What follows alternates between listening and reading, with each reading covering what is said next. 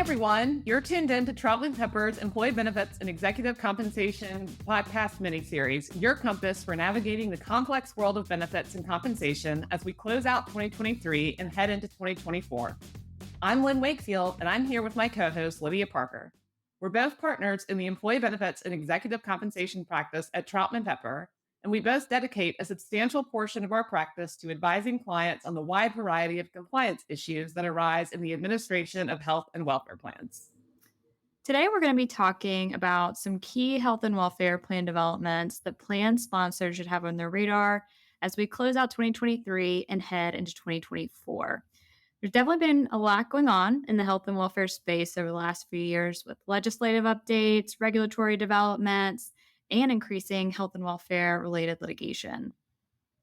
Yeah, Lydia, I agree. It seems like there's more than ever to keep up with, and it's becoming increasingly difficult for plan sponsors to comply. Definitely. I know at this time of the year, the thing that's on top of my mind is year-end amendments. So what are you seeing kind of on that front?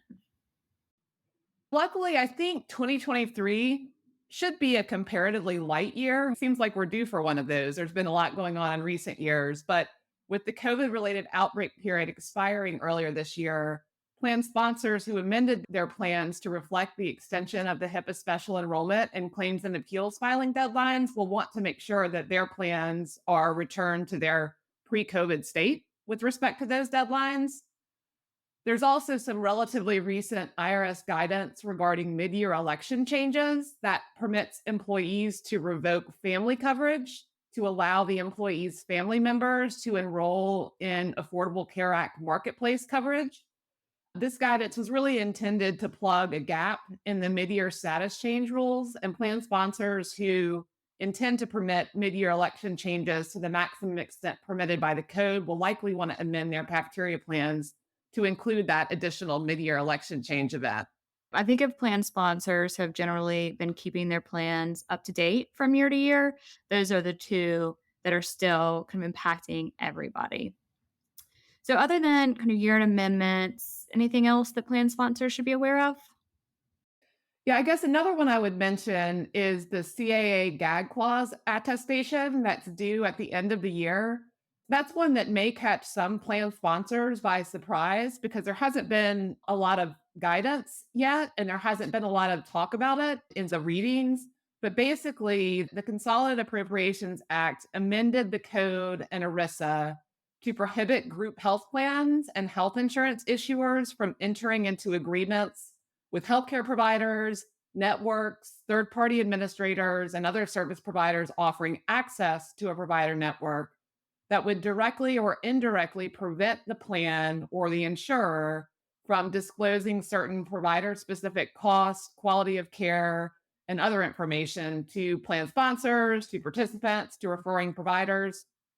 Those types of contractual provisions are referred to as gag clauses, and plan sponsors are first required to submit an attestation with CMS that they do not have any contracts that contain those gag clauses by December 31st of this year. After this year, this is an annual attestation, so it's going to be required every following December 31st. From what we can tell at this point, the submission of the attestation itself seems pretty straightforward, but famous last words, right? The more difficult task, I think, is figuring out whether contracts actually have any of the impermissible gag clauses, particularly given that the guidance is not abundantly clear what a gag clause is. Right, exactly. And I completely get that, right? It's hard for plan sponsors to get comfortable making an attestation with the government that they don't have any gag clauses when it's not clear what a gag clause is. Definitely seen some questions on that. And Lynne, I know we've discussed that one potential way around this is to include an override in your services agreements with TPAs to basically say nothing in this agreement will be construed to prohibit the plan from engaging in any of the activities described in that statute. Yeah, that makes sense to me.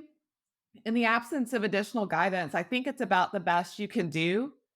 And it also seems like, at least for the clients that we've been working with, the TPAs are expecting this and are equipped to deal with it. So we've seen the TPAs kind of willing to make this kind of an attestation either in the services agreement itself or at least via an email confirming that nothing's going to be construed as a gag clause.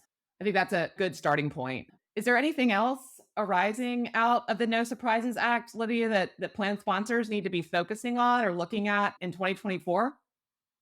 I can think of a couple of things. We have the annual prescription drug reporting, which is due by June 1st, 2024. But this is the third reporting cycle at this point. So hopefully that's pretty routine by now.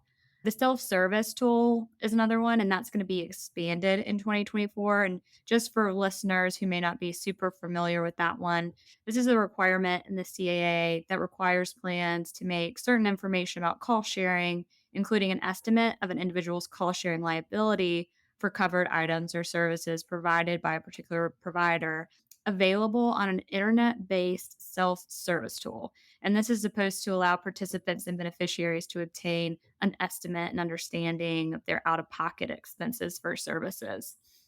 So, as of 1/1/2023, 500 shoppable services had to be included in that tool, but all shoppable services have to be included in that tool as of 1/1/2024.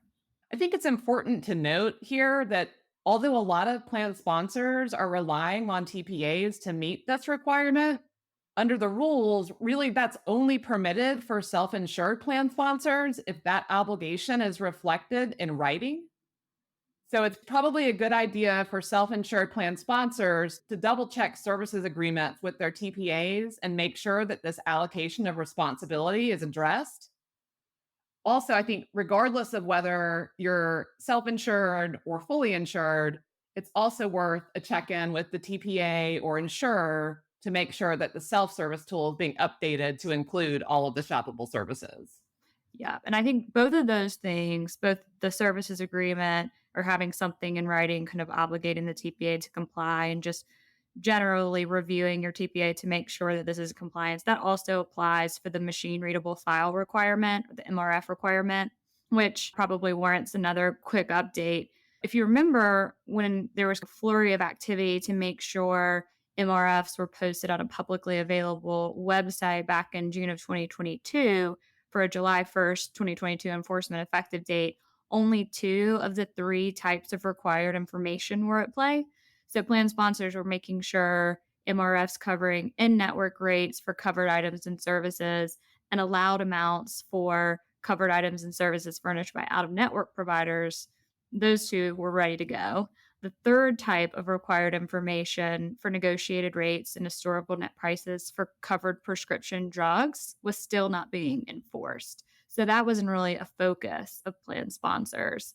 But the agencies announced in September of 2023 that they were revoking the non-enforcement policy for that information. So prescription drugs are now at play. But they also did note that they intended to issue guidance with an implementation timeline. So there's a little bit of time on that one for plan sponsors to get ready. Yeah, well, that's good. At least there's a little time to get ready for that one. I think in the same guidance, the agencies noted that they would immediately begin enforcing the requirement that in network rates be expressed as dollar amounts for items and services that aren't able to be reported as dollar amounts in advance. So that one's a little bit more pressing. But that's a lot about the No Surprises Act. Maybe we can switch gears and see if there are any kind of trends or themes from a health and welfare plan design perspective that you've been seeing with clients? Yeah, and some more interesting ones too, which I think is always good. One thing that's come up several times is the exclusion of weight loss drugs from medical and prescription drug coverage, and also exclusion of gene therapy. Have you been seeing that? Yes, that has been a really interesting development. I feel like everyone has heard about the explosive use of the traditional diabetes medications like Ozempic being used for weight loss. If you aren't closely involved with a group health plan, though, you may not appreciate just how much these drugs are increasing the cost of prescription drug coverage when those drugs are covered for weight loss. Gene therapy may not be on everyone's radar. This is a type of treatment whereby a gene is delivered to a targeted tissue in the body. and it can be really effective to treat unusual ailments like hemophilia or leukemia. It's usually a one time, very expensive treatment, but it can offer a true cure for those types of diseases. But regardless, both items can be really expensive for a plan to cover. And so some plan sponsors have been talking about excluding them from coverage altogether. And then the question for us is that legally permissible? Can we just have Right. a flat out exclusion? And at this point, at least for self insured, larger group health plans, it seems the answer to that is yes, you can exclude these types of drugs. You have that flexibility from a legal perspective. But this design is likely going to be controversial with employees and it could give rise to litigation risk. And that's especially true if you think about the fact that the people who need these drugs or want these drugs may have significant health concerns, especially for gene therapy. They may have highly sympathetic facts. Given the high cost of the drugs, a lot of these people are not going to be able to afford the drugs out of pocket. So, given all of that, I think litigation is definitely on plan sponsors' mind. So, what about you? What are some of the health and welfare design trends you're seeing with clients? I continue to see plan sponsors interested in family planning or family formation type benefits around things like adoption, surrogacy, and fertility and infertility benefits. There are a number of different ways to structure these types of programs, but there are also a number of different compliance considerations given that fertility and infertility benefits constitute medical care for Internal Revenue Code purposes. There are also a number of different vendors out there that are marketing these types of programs now. Based on the designs that we've looked at, I think at this point, the best way to do this is to offer the fertility and infertility benefits through a pre existing medical plan, and then to structure the adoption and surrogacy benefits around that. If you're not able to do that, like if your TPA doesn't have a mechanism for covering the fertility or infertility benefits, or if you're fully insured and you can't do it through the insurance, it doesn't mean that you can't do it. It's just that there are additional compliance considerations due to the ACA. You may have to implement an integrated HRA to avoid those ACA compliance concerns. It really adds a layer of administrative complexity. So it's one of those things where the providers that are out there in the market, they offer these types of benefits and you think, oh, that sounds good. That's easy enough. But like you have to really look under the hood and think about critically what makes the most sense and how do we make this work? Yeah. Another thing I guess I would mention, it's not necessarily a design feature, but it's the mental health parity issues, and in particular, the non quantitative treatment limitations or the NQTL comparative analysis. I continue to get questions from plan sponsors about how to address this requirement in a way that's compliant. And now we have the new proposed regulations that are intended to help with that. What do you think about the proposed regs? Is there anything helpful in there for plan sponsors with guidance on how to address this requirement? Helpful might be a strong word. I think you know how I feel about the proposed regulations, and hopefully, none of our listeners have had to trace through them as thoroughly as we have. It's incredibly complex. If anyone's interested in diving deeper into those, Lynn and I wrote an article we're happy to share with you on these proposed regs. So feel free to reach out. But if you haven't been thinking about how your plan complies with mental health parity, I'd say it's time to start.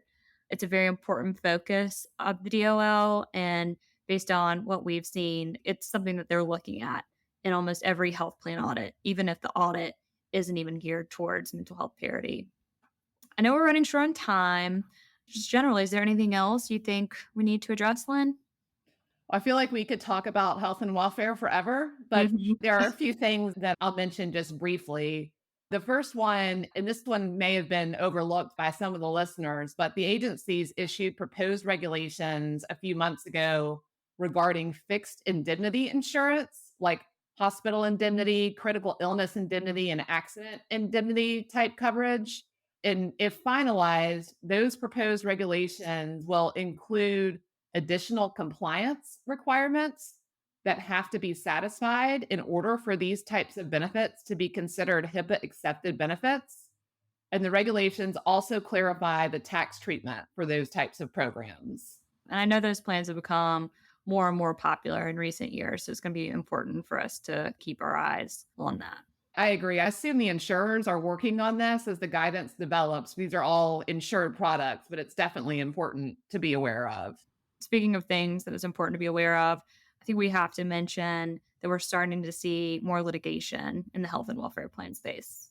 Yeah, this is definitely becoming more prevalent. And I think we're going to continue to see this in the coming months and years. It's really like all of the claims that have been raised in the 401k and retirement plan space for years are starting to make their way to health and welfare plans.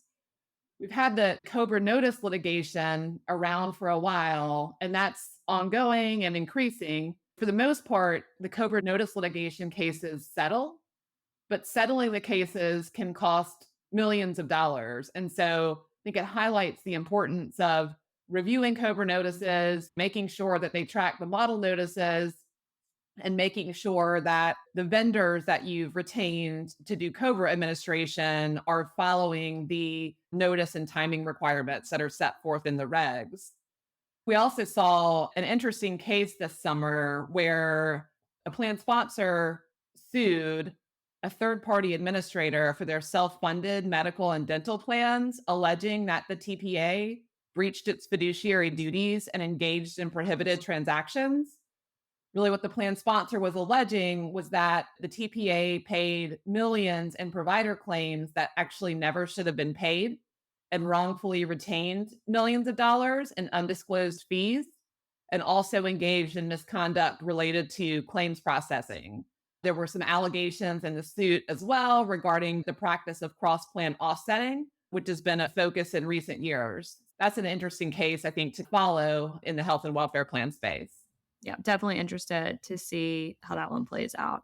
I know we touched on this. I just feel like it's a general theme that we're seeing that so many plan sponsors just rely on their TPAs for so many different things, but plan sponsors don't necessarily have visibility into exactly what the TPA is doing. And this case just highlights why governance and monitoring your TPAs are so important in the health and welfare plan context, just like they are in qualified plan context. Yeah. And if the third party administrator is liable for these actions, query whether participants would have a right of action against the plan sponsor for breach of fiduciary duty and failing to properly monitor the TPA. That's concerning as well. On that positive note, that's a good point to conclude our episode today. And we hope everyone found the insights we've shared valuable and helpful.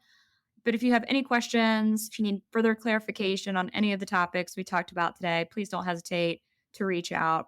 This episode is part of an ongoing mini-series. We've got more exciting content coming your way, so stay tuned for the next installment. And don't forget about our annual webinar coming up in September of 2024. There we'll be exploring these topics and more, providing a comprehensive look at the future landscape of employee benefits and exec comp. Thanks for listening. Copyright Troutman Pepper Hamilton Sanders, LLP. These recorded materials are designed for educational purposes only. This podcast is not legal advice and does not create an attorney-client relationship. The views and opinions expressed in this podcast are solely those of the individual participants. Troutman Pepper does not make any representations or warranties, express or implied, regarding the contents of this podcast. Information on previous case results does not guarantee a similar future result. Users of this podcast may save and use the podcast only for personal or other non-commercial educational purposes. No other use, including, without limitation, reproduction, retransmission, or editing of this podcast may be made without the prior written permission of Troutman Pepper. If you have any questions, please contact us at troutman.com.